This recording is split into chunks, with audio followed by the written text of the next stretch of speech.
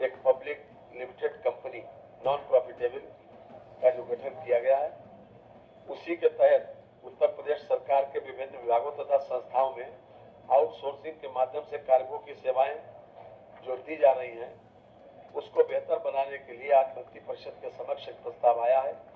इसमें विशेष बात यह है कि नियमित पदों के अगेंस्ट इसमें आउटसोर्स या संविदा पर नहीं दिए जाएंगे। साथ ही साथ जो निगम है वो जेम पोर्टल के माध्यम से सर्विस प्रोवाइडर तय करेंगे, एजेंसी तय करेंगे और इन लोगों का जो मानदेय है वो 16,000 से 20,000 रुपए तक होगा। साथ ही साथ यदि किसी प्रकार की अनियमितता पाई जाती है 3 वर्ष के लिए इनको सेवा का अवसर मिलेगा और किसी प्रकार की अनियमितता पाई अगर जाती है तो विभाग की संस्तुति पर जो एजेंसी है निगम के भी संज्ञान में लाकर उसकी सेवा को समाप्त किया जा सकता है। नियुक्ति की अवधि 3 वर्ष होगी। और मैं समझता हूँ कि अभी तक की जो आउटसोर्सिंग के लोग जो तरह तरह की बातें चल रही थी और काफी दिनों से इस बात की प्रतीक्षा थी, उसमें उन लोगों को विशेष रूप से सुविधा मिलेगी।